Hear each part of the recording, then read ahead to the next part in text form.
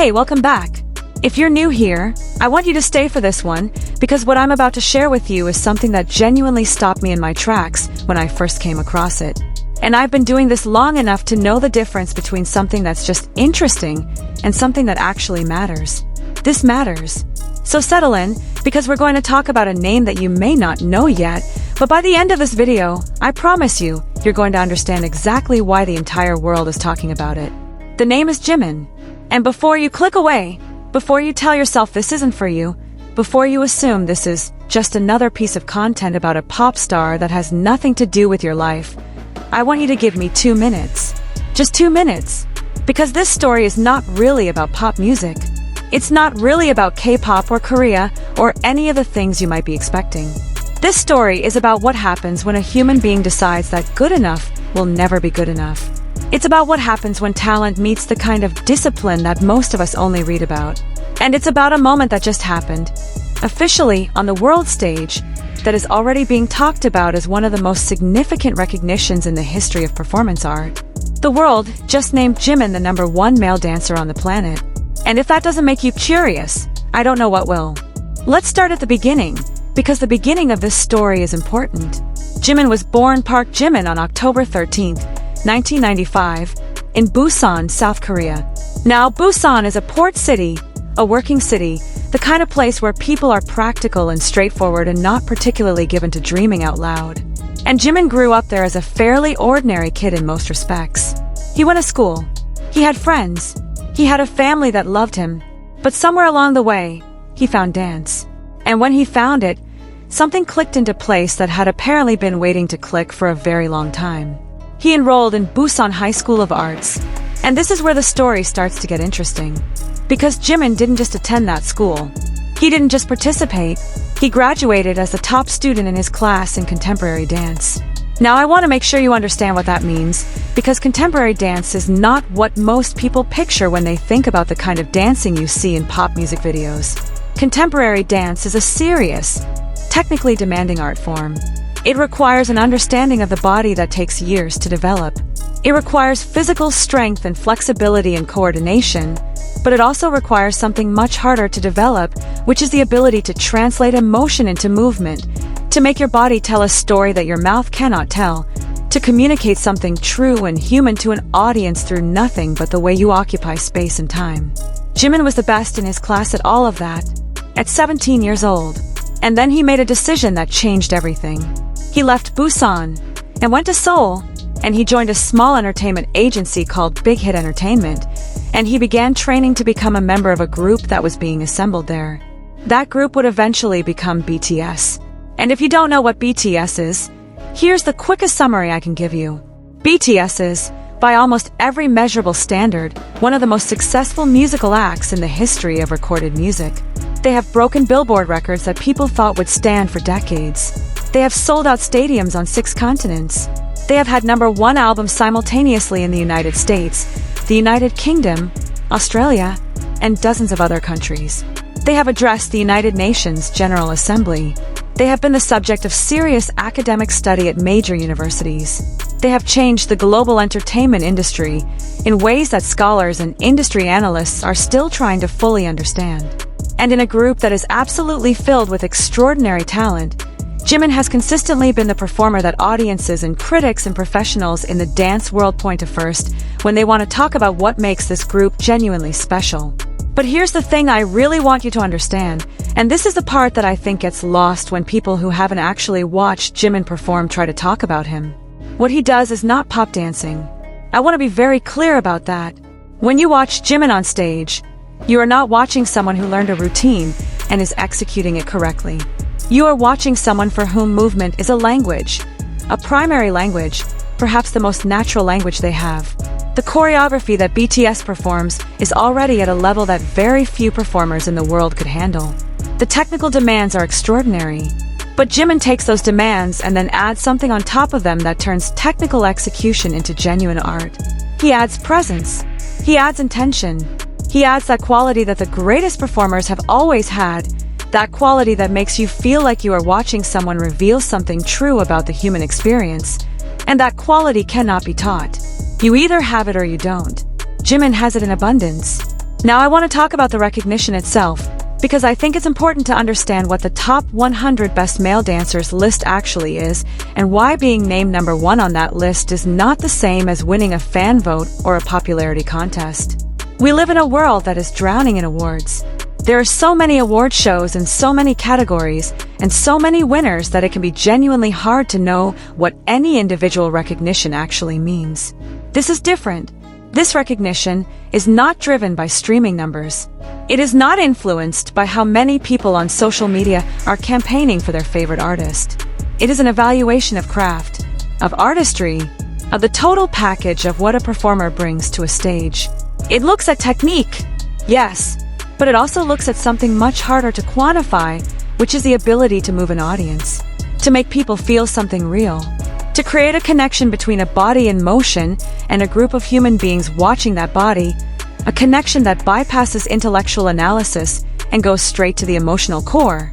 When you evaluate dance through that lens, when you ask not just who is technically proficient but who actually changes the air in a room when they walk into it, who makes you hold your breath without knowing why, who makes you feel the music in a way you couldn't feel it before you watched them interpret it, the answer becomes very clear very quickly.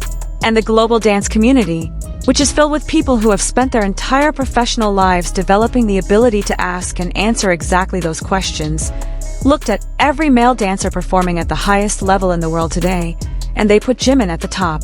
Number 1. Not in a regional category, not in a genre category, in the world. I want to tell you about a specific performance because I think it will help make this concrete in a way that descriptions alone cannot. There is a solo stage that Jimin has performed during BTS World Tours called Serendipity. If you have not seen it, I'm going to strongly encourage you to search for it after this video, because watching it will tell you more about what I'm trying to explain than anything I could say. What you see when you watch Serendipity is something that is genuinely rare. You see a performer who has dissolved the boundary between himself and the music so completely that the movement is no longer separate from the song. It is not illustrating the song. It is not accompanying the song. It is the song, expressed through a body that has been trained to the point where conscious technical thought is no longer part of what's happening. The mind is not managing the movement. The movement is just happening, the way breathing happens, the way your heart beats, automatically and perfectly, and with a kind of effortlessness that is only possible on the other side of an enormous amount of effort. This is what dancers spend their entire careers working toward, and most of them reach it occasionally, in their best moments, in the performances they will remember for the rest of their lives. Jimin reaches it consistently. He makes it look like something he was simply born doing, which is the greatest possible illusion a performer can create, because what you're actually looking at is the result of thousands of hours of work that you will never see. And this brings me to something I think is really important for those of you who are my age to hear, because I think it speaks to something we understand in a way that younger audiences sometimes don't. We grew up in an era when the value of hard work was not just assumed but celebrated. We grew up with the understanding that the people who reached the top of their fields were the people who showed up every single day and gave everything they had, not occasionally, not when they felt like it, but consistently and without exception. We admired that. We respected it. We tried to live by it in our own lives and our own careers. And Jimin is a living embodiment of that value. He has spoken publicly about the standards he holds himself to, about the moments when he felt like a performance wasn't good enough and went back and worked harder, about the physical cost of training at the level he trains at, about the emotional weight of caring as deeply as he cares about getting it right. He is not someone who coasted on his talent. He is someone who took extraordinary talent and decided it wasn't enough and kept working until it became something even more extraordinary. There's also a cultural dimension to this story that I think deserves a moment of attention. When I was growing up, American culture dominated global entertainment in a way that was so complete it was almost invisible. It was just assumed. The biggest stars were American. The biggest movies were American. The biggest music was American. And while that's still largely true in many respects, something has shifted significantly in the past decade, and BTS and Jimin are a huge part of that shift. What they have demonstrated, what they have proven beyond any reasonable doubt, is that greatness is not the exclusive property of any one country or culture. That talent exists everywhere. That when something is genuinely extraordinary, The world will find it and embrace it regardless of what language it comes in or what part of the map it comes from. That's not a small thing. That's a fundamental change in how global culture works, and it matters. When the world names a South Korean artist the best male dancer on the planet, it is not just recognizing one person's achievement. It is acknowledging that the lens through which we evaluate greatness has expanded. That the standards we apply are now truly global standards, not just Western standards with a global pretension. That is a shift worth paying attention to, not because it diminishes anything about the American artists and performers we grew up loving and admiring, but because it enlarges the conversation in a way that benefits everyone. I also want to say something about what it means to discover something new at this point in our lives, because I know that for some of you, the idea of getting excited about a performer you've never heard of might feel a little unfamiliar. We've had our music, we've had our artists, we've built our tastes over decades, and we're comfortable with what we love. And I'm not asking you to replace any of that. I'm not asking you to become a BTS fan, or to start following K-pop, or to do anything that doesn't feel natural to you. What I am asking is that you consider the possibility that there is always room, for something genuinely extraordinary to enter your life and add to it. Not replace what's there. Add to it. Because what Jimin does is not culturally specific in the way that some art is. Movement is movement. The body is the body. The communication that happens between a great dancer and an audience happens the same way regardless of the national origin of either party. You don't need to know anything about K-pop to watch Jimin perform and feel something. You just need to watch. Now let me tell you something that I think will surprise you, and it surprised me when I first learned about it. Jimin's journey to the top was not a straight line. There were moments along the way when the outcome was genuinely uncertain, when the weight of expectation and the pressure of competition and the physical demands of the training almost became too much.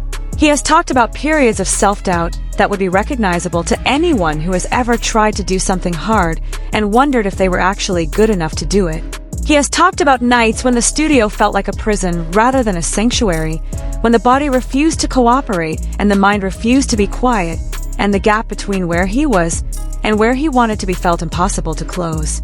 Those moments are part of the story too, and I think they're actually the most important part, because they reveal something essential about the nature of excellence. Excellence is not the absence of struggle.